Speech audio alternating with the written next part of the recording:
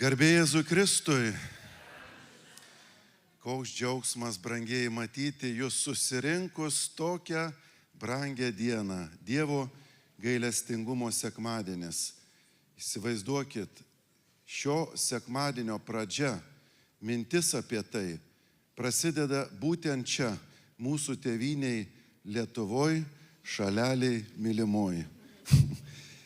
Čia viešpats kalba seseriai Faustinai. Čia pirmą kartą pasaulyje įstatomas per Atvelykio sekmadienį gailestingumo nutapytas paveikslas. Čia prasideda šventimas, kuris vėliau 2000 metais popiežiaus Jono Pauliaus II paskelbtas jau išplito po visą pasaulį. Ir šiandien mes, kaip Lietuva, daugelio katalikų pasaulyje žinome kaip šalis turinti originalų paveikslą ir Dievo gailestingumo pradžią. Aš čia vis papasakoju tą istoriją, kuri mane ištiko Amerikoje. Vieną kartą po mišių kunigas pristatė, kad esu iš Lietuvos, žmonės pasimeldė gailestingumo vainikėlį ir sako, ar mes gerai išgirdom, kad tu esi iš Lietuvos. Sakau, taip. Tai sako, tai tu buvai Vilniuje, reiškia. Sakau, buvau. Tai palauk, tai tu matei tą paveikslą tada, tu buvai toj gailestingumo šventovėje. Tai aišku buvau. Sako, duokit paliesti jūs. Tai supranti, kokią dovaną turime, kokia nuostabi Dievo malonė šitoj nedideliai šaliai įsiliejusi ir kokia vis dėlto svarbi ir nuostabi prasmė, būtent, kad mes švenčiam gailestingumo sekmadienį iš karto po Velykų, nes Velykos yra Dievo gailestingumas. Mums kiekvienam asmeniškai brangiai. Įsivaizduokit, jeigu to pažado ir to džiaugsmo neturėtume, kad Jėzus gyvas, jis prisikėlė, dėmesio. Tai įsivaizduokit, kaip gyvenimas atrodo be šito žinios. Taip, mes Senąjį testamentą skaitom ir tenai matome tą nuostabų lūkestį, kad tikiuosi, kad viešpats nepaliks mane kape trūnyti. Tu neleisi savo teisėjam žengti į Šeolą ir dingti. Tu viešpatie esi ištikimas, todėl ir man leisi gyventi. Tai buvo lūkesčiai, viltis, tai toks, sakytume, žmogaus prigimtinis šauksmas gyventi, nes mes esame sukurti būti. Ir jeigu Dievas kuria žmogų, tai jis daro tai, kas yra amžina, nes jis pats yra amžinas. Juolab, kad žmogus yra Dievo atvaizdas. Tai ta gyva viltis visada Senajam testamente pleveno kaip teisio žmogaus lūkestis, bet visiškai keičiasi paveikslas, kai mes turime būtent šią žinią prisikėlimo ir tai mūsų gyvenimui yra Dievo gailestingumas įsiliejęs, nes kiekvienas iš mūsų žinom, kaip gyvenimas galėtų atrodyti mūsų be viešpaties ir be Kristaus. Tai yra liūdna tikrovė, be prasmės ir žmogus gyvena ašarų pakalniai, neturėdamas tikslo ir atvirkščiai, kaip viskas skirtinga, kai ta žinia tampa tikrovė mano gyvenimo kasdienybė ir aš galiu iš ryto atsikėlę sakyti, viešpatie, tu gyvas, tu veiki, tu man padėsi. O kad gyvas viešpats iš tikrųjų yra žmogaus gyvenimo kelionė, kol tu gauni tą tikrumą, tą tokį, negali būti, a tu tikrai.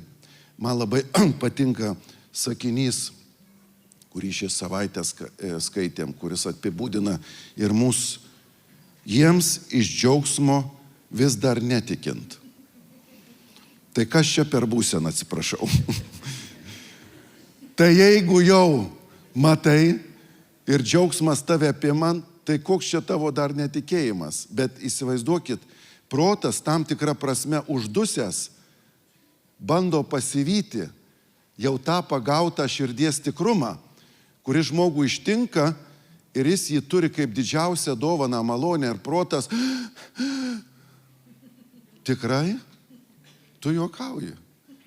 Ir mes matome mokinių istorijoje, kad vis dėlto tai buvo procesas, kad mokiniai, kaip ten bebūtų, turėjo kelionę. Petras, įsivaizduokit, įsigando prieš viešpaties mirtį ten kokios tai prižiūrėtojos. Reiškia, neduok Dieve, būsiu atpažintas. Dar akcentas, vienu žodžiu, tylėk, nieko nepažįstu ir nieko nežinau, ką tu čia šneki. Ir po to 3000 žmonių pamokslauja drąsiai, Apaštalų darbų knygos skyrius, skaitysim šiandien, skaitom bažnyčioje šiandien liturgijoje irgi apie tą nuotaiką, kuri pagavo visus žmonės. Visi savi, nebėr svetimų, įsivaizduokit. Visi šneka net skirtingom kalbom ir supranta. Esam patyrę laiks nuo laiko pasaulinėse jaunimo dienose, kai būna net nesusišneki, o visiems viskas aišku. Tai brangiai keletą tokių mano kelionės aspektų, kadangi visgi norisi to liudijimo, iš esmės Velykos tai yra liudijimų istorija, tų mokinių, tų įvykių, tų įžvalgų. Tai mano liudijimas galėtų prasidėti 1991 metų, berods balandžio gegužės mėnesį. Aš buvau tuo metu Kauno technologijos universiteto studentas radio elektronikos fakultete, nes norėjau būti garso režisierius, kuris įgarsina aparatūrą, kuri drebina orą, spektaklius, kurie žmogui įspūdį palieka, o gal net koncertus, kurie duoda. Ir čia mane nešė, kad štai radau savo sritį, kurioje galėsiu sujungti muziką, kurią labai mėgau, ir baigęs muzikos mokyklą, norėjau kažkokiu būdu susijęti tai su gyvenimu. Ir, aišku, praktiškas aspektas, kur man tėvas visada pabrėždavo, būdamas savalkietis, dabar tau 18, esi ant savęs. O tas studentui nejuokas, kadangi reikia prasimanyti, kaip išgyventi, tai mes tuo metu su keliais draugais sutarėm vykti į plačią tėvynę Rusiją, kuri dar, ačiū Dievui, jau baigėsi su savo visais tais liūdnais istorijos momentais, esam jau išvaduoti, bet tuo metu prasidėjęs, kaip čia pasakyti, laukinis kapitalizmas mums jauniems davė geras, nuostabias progas vykti, nupirkti, parduoti ir kitais žodžiais tariant, ant savęs gyventi. Pasak tėva, cituoju, Suvalkietis labai myliu dėl praktiškumo, nes daug pagrindų padėjo ir nei jis, nei aš nesigailim. Tai dabar įsivaizduokit, vyksta mes pakrautos, jau kaip sako mūsų tos krepšiai, visokių daiktelių. Ten tais laikais tai buvo ekonomiškinė prasme, tai ten beveik vyko nesąmonė. Bet ką perki, čia veži, skirtumas kainų ir tu iš karto, reiškia, pradedi gyventi taip, kad tėvą aš iš tiesų išgazdinau. Kai prasidėjo tikrai tos kelionės ir, žinau, tie pinigai tada buvo smulkus, dideli, ten buvo ir žvėreliai nupaišyti ant jų, buvo, kaip čia pasakius, tokie pundai, kur va taip kišenė atrodė, tėvas pamatęs mane, sako, tu, pona, susidėjai su mafija. Tai tėvas mane irgi pradėjo gąsdinti, sakau, tėvai, tai kad čia viskas, paprasta, tu liepėjai, siuntėjai mane, aš grįžau, dar kitus 5 talentus. Sunku buvo tėvui su manim, bet jis tyliai žvelgė į mane su įtarumu, bet kaip ir tarsi negalėjo atšaukti savo sakinuko ant savęs gyventi. Ir tada, žinot, kaip tuo metu atrodė mūsų kraštas, kas esate gyvenę tuo metu, nu tai kągi, pilkos sienos, pilki veidai, pilki rūbai, pilki traukiniai važiuoja tėvynės keliais ir mes tam traukiny visi paniurę, nuleidę galvas, žiūrim, kuo čia baigsis, naujas gyvenimas, daug netikrumo, tuo metu vadinama blokada dar buvo, žmonės tikrai įtampo didelė gyveno. Ir viskas būtų tą dieną kaip ir įprasta ir staiga, įsivaizduokit, atsidaro duris, bevažiuojant traukiniui, tarp kitko. Įgriūna būrys jaunuolių, kurie va čia tik čia stovėjo ant scenos panašus. Ir Jėzus gyvas, jis prisikėlė, aleliuja. Giesmė, žinot, tokia, kur, o viešpatie, visi pastiro, it negyvi. Man ta labai tinka eilutė, nes iš tikrųjų, o viešpatie, ką dabar daryti? Žmonės buvo girdėję, kad veikia sektos ir labai galingai. Ir turi būti visi atsargus. Tame tarpe ir aš buvau įspėtas apie tai. Sektos gali žmogų pagaut, suvyniot, apgaut ir tada tu esi situacijoje, kurioje faktiškai nebekontroliuoji savo gyvenimo, nes kiti kontroliuoja tave. Tu esi ponas jau įrankis kažkokių tikslų, kurie tau paslaptingi. Taigi, su tokia nuotaika mes pasitinkam šitus jaunuolius, kurie gieda, laisvai meldžias ir staiga sako, broliai ir seserys, kas norėtumėt, kad už jūs pasimelstume? Primenu, veiksmas vyksta traukiny, viešas transportas. Kalbėti su šitais nepažįstamais ar sakyti, prašau, liautis.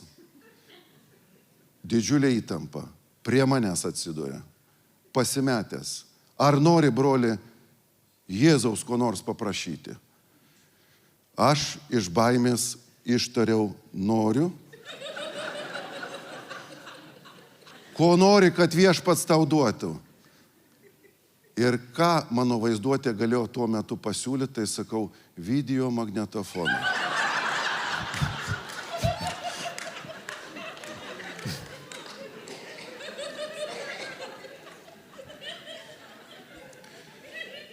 Mano nuostabai, jie deda rankas ir įsivaizduokit maldą, viešpatie Jėzau Kristau, gyvojo Dievo sūnau, broliui reikia video magnetofono. Tu viską gali, tu sakėjai melstis, prašyti ir bus duota. Todėl dabar prašom. Sakau, viešpatie, man, žinot, su mano supratimu teologija buvo toks elektros, kaip čia pasakius, trumpas sujungimas. Palauk, tai tu čia gali taip atėjai ir Jėzaus prašai, traukiny, ne bažnyčioj. Ir čia maždaug atėjai ir sakai video magnetofono, Jėzaus. Man pradėjo baisu darytis, aš įžeidžiau viešpatį Kristų. O kas čia tie, kurie deda rankas? Dinkit iš akių, gal man reikia sušukti. Bet iš tikrųjų labai įdomu. O jeigu? O jeigu, įsivaizduokit. Tai gal nieko neatsitiks liaudiškai, praktiškai kalbant, pasak tėvo, praktiškumas svarbu. Ir tada, žinot, turiu prisipažinti, kad aš iš to traukinio išlipau kitoks negu įlipau. Pirmas dalykas, tai mane labai sužavėjo, nustebino, tai tų žmonių laisvumas. Aš bijojau, kad jie galbūt sekta. Aš nežinojau, kas jie tokie. Įtarimas, kai dabar žiūriu iš šiandienos perspektyvos, galbūt tikėjimo žodžio žmonės, tuo metu tikrai buvo toks, sakykime, pakilimas. Galbūt net gyvųjų akmenų komanda, kas ten žino, jūs pradėję, sako, 30 metų, kaip atsinaujinimo dienos veikia, reiškia, vyksta. Bet pati istorija tai yra ankstesnė. Berods 86-ieji, kur buvo leidžiamas lankstinukas, apie kurį aš jau buvau girdėjęs ir matęs, mane šiek tiek gazdino, ką reiškia gyvieji akmenys, bet iš kitos pusės smalsu buvo. Taip, aš buvau girdėjęs apie tokį reiškinį, kaip malda spontaninę gatvėj, bet kai jinai tave ištinka, tu esi pagautas baimės, įtampos, sumišimo bet ir kartu džiaugsmo. Iš džiaugsmo jiems vis dar netikint. Tokia buvo patirtis. Ėjau su tom prikrautais krepšiais ir tada man pirmą kartą kilo klausimas, o ką aš čia darau? Man tikrai buvo toks supurtimas, tarsi perkeliamas į kitą tikrovę, kurioje tu gali šitaip. Taip, kaip su bičiuliu kalbėti su viešpačiu. Aš buvau baigęs pirmos komunijos klases, meldžiausi rožinį, sekmadieniais ateidavau į bažnyčią. Viešpats tikrai buvo arti, bet ta laisvė, tas toksai džiaugsmas, ta tokia spontaniška nuotaika man buvo nepažįstama. Aš su viešpačiu elgiausi mandagiai. Tinkamai. Kaip priklauso katalikui gražiai išauklėtam šančių vaikui, einančiam į bažnyčią ir žinančiam pagrindinės tiesas tikėjimo. Ir tada ta nuotaika iš tikrųjų padarė impulsą ir aš turiu pripažinti, kad prasidėjo nuo to laiko ieškojimas. Aš norėjau to daugiau. Tos laisvės, to džiaugsmo, to spontaniškumo. Bažnyčia mūsų yra labai graži. Jis yra su tradicijom, su tokia gražia, sakytume, sutvarkyto kambario nuotaika. Bet kartais norisi to tokio pasiautimo. Ne? Aš šiek tiek tas atsinaujinimo dienas panašiai ir laikau. Laiks nuo laiko, reikia tokio, išėjai, kitaip. Pasimeldžiam, pabūnam, žinot, čia ir taip turim gražias šventasias mišias, išpažintis, visa kita, kas bažnyčioje labai brangu ir svarbu mes turim, bet mes taip pat norim to valiukiškumo, to džiaugsmo, to, ką išgyveno mokiniai, būtent tą sekminių dieną. Kaip ten skaitai tą tekstą, tai ten viskas buvo, kaip čia pasakius, tinkamai sudėliota. Jie mandagiai meldėsi kambaryje, užsirakinę dėl viso pikto ir tada juos ištiko tai, ką mes vadinam sekminėmis. Sekminės, brangieji, yra Dievo gailestingumas įsiliejęs bažnyčiai. Labai gražios metaforos jai skiriamos. Tai bažnyčios gimtadienis, tai nauja pradžia, tai viešpaties įžengimas į žmogaus širdį.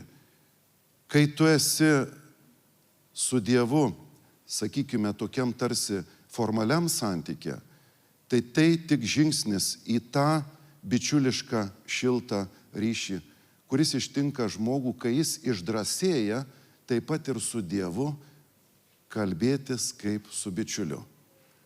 Be didelių mandagybinių formų, formalumų ir tada prasideda nauja era.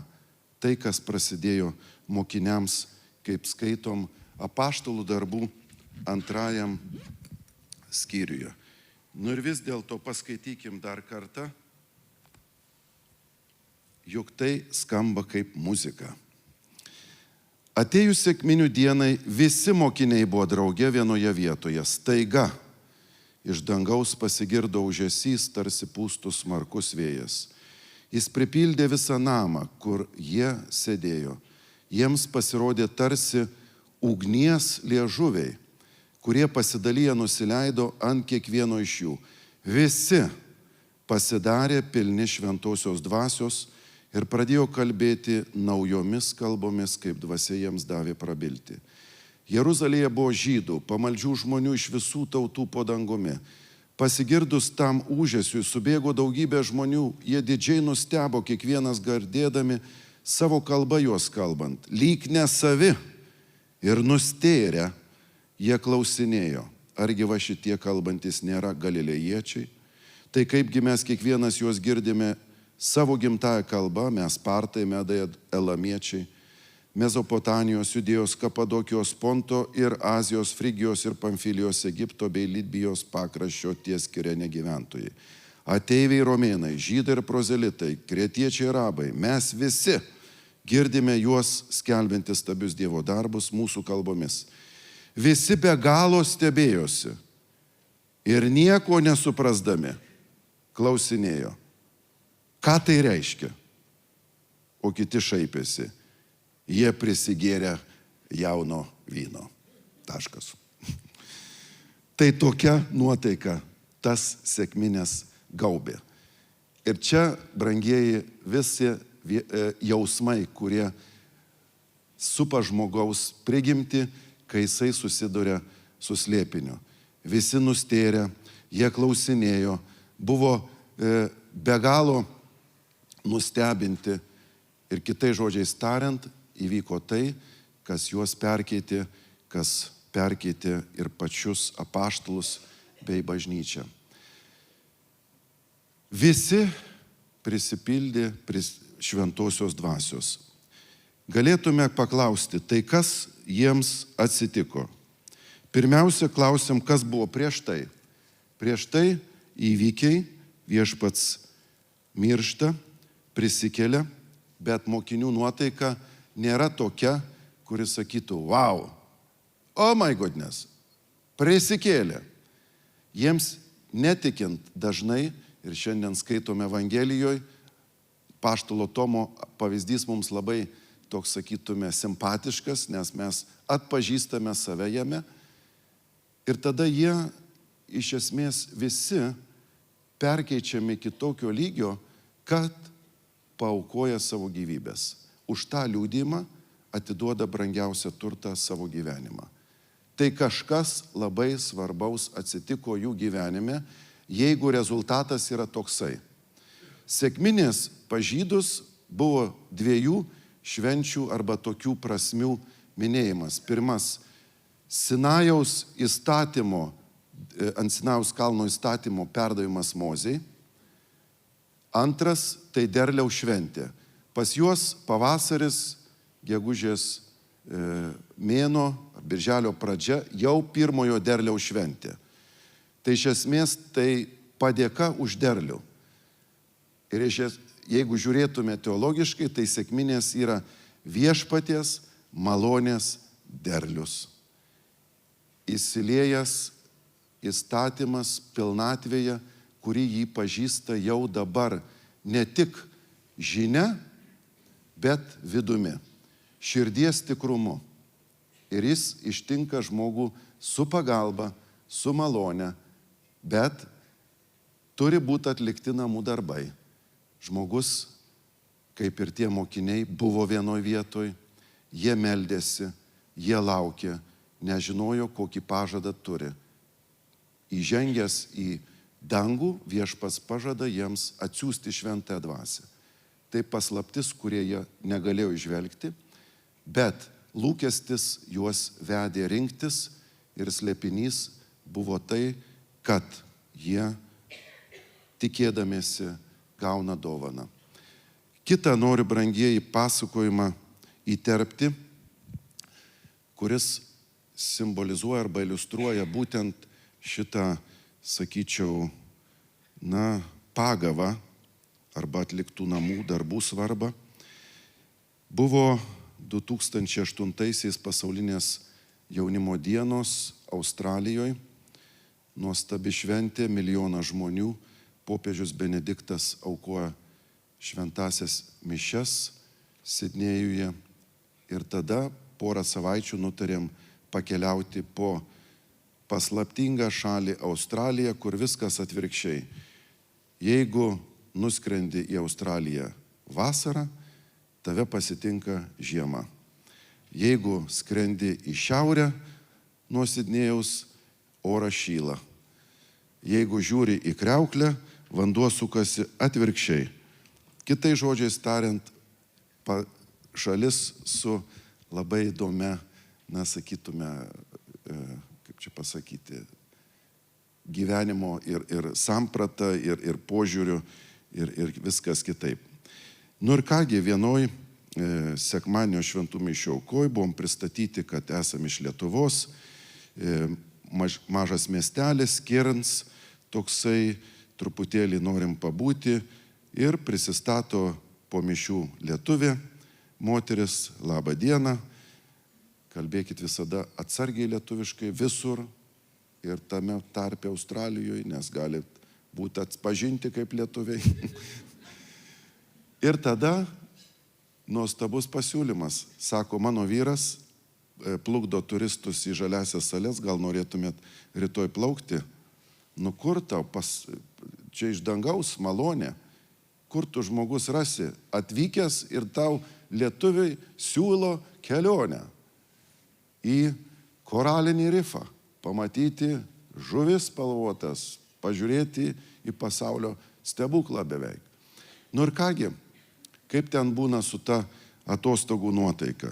Mums prisakė, vyras jos 8 ryto turit būti prie laivo, kitaip neišplauksim laiku, gali būti blogai, todėl griežtai 8 ryto būnat. Kapitone būsim, kur jau dovaną švaistysi tokią.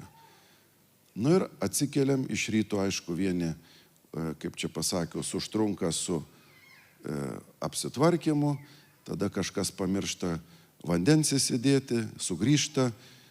Daug detalių, rezultatas prie laivo be 10:09. Nepatenkintas kapitonas, bandom jį nukalbėti, kad čia viskas gerai, vėjas pučia, pagaus tą laivą, jis labai susirūpinęs, kad rytinis bryzas pučia, kad mes vėluojam, matom jau laivai, kai kurie išplaukia 8 ryto jau ten horizonte, nu ir mes bandėm išplaukti ir ta diena baigės labai įdomiai. Mes plaukėm. Buvom, kaip čia pasakius, tikrai nemažai pasyrę į jūrą. Bet rytinis bryzas visgi pasibaigė po 9 maždaug 20 ir baigėsi tuo, kad visą dieną laukiam vakarinio bryzo, kuris turėjo parnešti laivą atgal. Taigi įplaukėm ir užstrigom. Buvo jau vis tiek paplaukta gerokas atstumas, laivas burinis, nejungsi variklių. Nu kągi, praplaukiojom, praplūduriavom ir sugrįžom. Sugrįžo ir tie, kurie išplaukė 8 ryto. Juos nešė rytinis bryzas į salas ir tada visi čia susėdė pakrantį vakarieniai. Koks džiaugsmas, o kiek nuotraukų, kiek visokiausių įspūdžių. Net pasinėrę žmonės buvo, matė žuvis, kai kas net ryklį pamatė. Ir mes plaukiam. Ir mes turim nuotraukų. Bet kaip skirtingas tos dienos vaizdas, patirtis buvo tų, kurie laikėsi tos 8 ryto taisyklės ir tie, kurie sakė, ai, tiek to bus gerai ir 9. Tai man visam gyvenimui liko tokia metafora, kaip svarbu, nežiūrint nuotaikos, savo įvairiausių įsitikinimų, vis dėlto sueiti kartu, melstis ir būti viešpaties akivaizdoj, nežiūrint, kas mane ištiktų, nes žmogaus pagunda šiandien nėra nuotaikos melstis. Šiandien blogai jaučiuosi, neisiu šitą atsinaujinimo dieną, kita ateis vėliau. Lyja, eiti į bažnyčią šiandien. Nu ką tu? Atsiprašau, tegu eina, kurie sveikatos turi. Baigėsi tuo, kad aš tą rytinį bryzą pražiūriu, o tai yra to šventosios dvasios galia. Antanas sėdė, turiu apie jį irgi pasakyti istoriją, kadangi tai irgi prie bryzo priklauso. Tai buvo 92 gal metai, 3. Jau aš esu susipažinęs su gyvaisiais akmenim. Tarp kitko, jau net sudalyvavęs tuo metu, kas sekmadienį vykstančiuose seminaruose turbūt šventojoj dvasiai buvo. Ir buvo berods Viešpaties Kristaus karaliaus iškilmės sekmadienis, kur buvo va toksai šlovinimas ir tada susiskirstėm grupelėm ir buvo klausimas, kas jums yra viešpats, kaip jūs suprantat, kad Jėzus yra karalius. Ir tada mes kalbėjomės, tam ratelį tikrai pokalbiai buvo simpatiški, man buvo labai smagu, nes apie tikėjimą aš su savo draugais negalėjau kalbėti, nes vis tiek jaunas žmogus kalba apie tikėjimą, greičiausiai keistas. Tai tokia nuotaika buvo ir tada randi bendraminčius, kur tu kalbėsi kartu. Ir aš staiga jaučiu, kad man gera būt kalbėtis. Turbūt pastebėjo žmonės mane, įstūmė, aš bijojau liūdyti, įsivaizduokit, ką kalbėjo grupelė.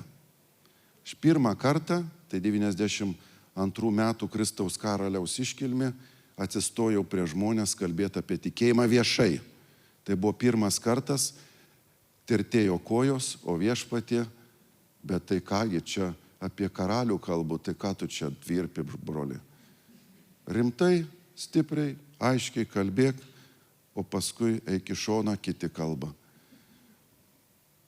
Įdomu pastebėti, kad po 30 metų Kristaus karaliaus iškilmiai įvyko vyskupo šventimai.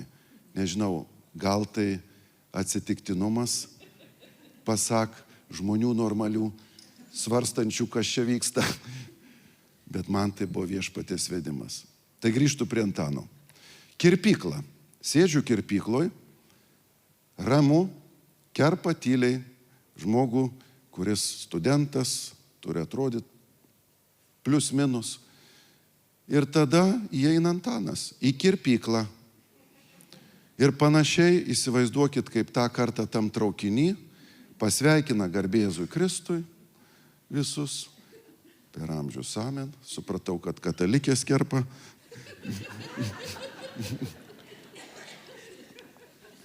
Sako, jūs ką nors esat girdėję apie viešpatį Jėzų Kristų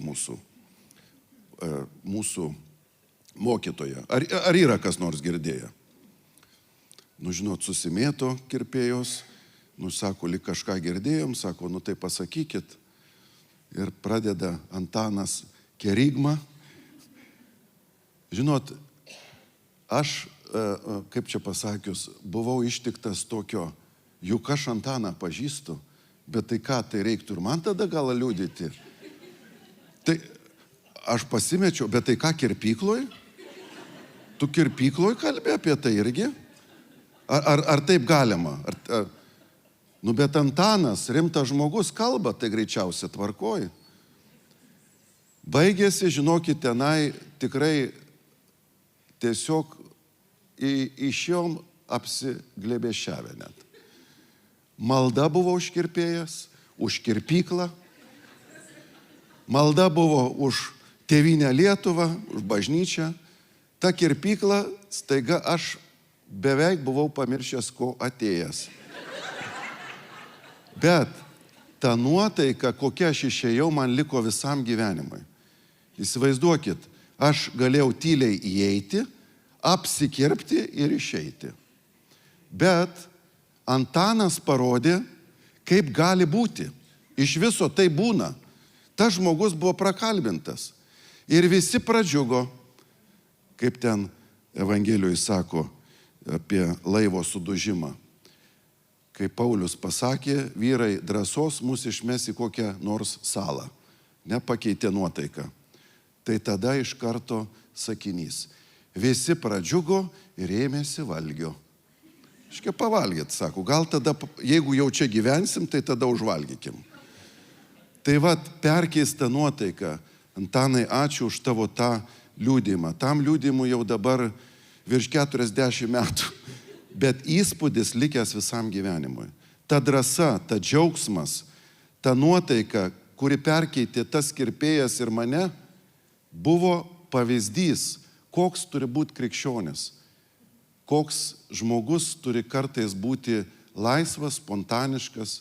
Aišku, Antanui tai geriausiai sekas. Mes visi, žinot, su tais kirpėjais, o jeigu ne, musulmonas koks kerpa, tai davusi šoksi žmogus ant ko nors, neduok Dieve, paskui baigsis blogai. Tai mes turim tuos jausmus, bet perkeitimas. Kada dvasia pradeda veikti, kada žmogus daro žingsnį, kada jisai pradeda liudyti, jį ištinka. Ir ištinka iki tokio lygio, kaip sako šventas raštas, jie tarsi vyno prisigėrė, jie girti. Šitaip nebūna. Taip džiaugtis ir tokiu nuotaikų gyventi, aš atsiprašau, kas jūs tokie. Bet čia yra ta paslaptis būtent to veikimo, kur drąsus žmogus atsivėręs Dievui staiga gauna tą pilnatvę, tą dvasią, kuri jam nepaprastai svarbi gyvenimo kelionėje, nes pats Dievas tampa bendrakeleiviu. Ir čia, brangieji, yra mūsų turbūt viso gyvenimo ir užduotis, ir slėpinys, ir egzaminas tuo pačiu. Nes ne visada mums pasiseka, kaip ir tiem mokiniam, kurie mus guodžia savo sviravimu, netikėjimu. Bet mums reikia tokių švenčių kaip ši. Mums reikia atsinaujinimo dienų ir švęsti truputėlį valiukiškai, su tokiu džiaugsmu, pakėlimu, mažiau formaliai. Truputėlį, kaip čia pasakius, su tokia gaidelė polėkio, kur ir galim su jumoru ir rimtai pakalbėti. Kitais žodžiais tariant, būti savi. Nėra svetimų. Ir čia nuostabus dalykas, kalbant apie tai, ką Dievo dvasia daro. Derliaus šventė. Man labai patinka šiandienos naujas vertimas apaštalo laiškų, kur kalbam apie tai, kad šventosios dvasios vaisiai, mes esam senajam vertime girdėję, džiaugsmas, ramybė, paguoda, susitvardymas. Naujasis vertimas sako šventosios dvasios derlius. Taigi, jūs esate derlius. Jūs esat tų atsinaujinimo dienų, graži, kaip čia pasakyti, įskleista viešpaties malonė. Mes matom tą malonę išskleistą mokinių gyvenime. Jeigu Petras, įsivaizduojat, dreba, vėliau kalba drąsiai 1000 žmonių, jeigu jisai iš pradžių su mokiniais prie užrakintų durų, baimė viduje, vėliau perkeistas gyvenimas, tai kas įvyksta, širdies tikrumas. Mes galim drąsiai sakyti, esame tikrai liūdėjimo, mokinių liūdėjime, kuris iš tikrųjų turi atsikartoti ir mumise. Kai man pradėjo šitos mintys eiti, kad greičiausia čia yra rimta, kad čia tiesa, aš turiu pripažinti, kad jausmas buvo, kad tu šiek tiek vienišas esi, net ir savo aplinkoj, nes tai nėra taip normalu melstis arba taip bendrauti. Ir labai greitai pasidarė toks ilgesys susitikti su bendruomenė, su žmonėmis, kurie panašiai meldžias, masto. Ir man buvo didžiulė dovana tais 92 metais atrasti gyvųjų akmenų bendruomenę ir maldą, kurią vykdavo Pažaislio vienuolyne, berods ketvirtadieniais, šventosios mišios ir po jų užtarimo malda, pabuvimas agapė. Išgirdau, kad meldžia žmonės mišiose ketvirtadienį. Pradžioje buvo keista, o kodėl ne sekmadienį? Bet paskui supratau, kad į mišias gali eiti ir kiekvieną dieną, ir šiokią dieną būna mišios, ir sekmadienis gali būti kiekvieną dieną. Tai čia atradimai, čia kelionė. Ir aš nuėjęs į Pažaislio vienuolyną, mišiuose dalyvauju, o gieda gražiai, o širdį šildo, tas laisvumas, tas džiaugsmas. Ir tada vieni už kitus meldžiamės po mišių. Nepažįstami žmonės, atrodo, kasgi, tik sutikti, o artimesni nei giminė. Su giminė nelabai to pasikalbėčiau klausimu. Jeigu pradėčiau kalbėtis, nežinau, kaip būčiau suprastas. O čia visi supranta, iš pusės žodžių. Ir tada deda rankas, meldžiasi. Tu gali sakyti savo lūkesčius. Lūkesčiai jau buvo stipresni nei videomagnetofonas. Tarp kitko, baigiant tą istoriją, videomagnetofonas atsirado namuose labai greitai.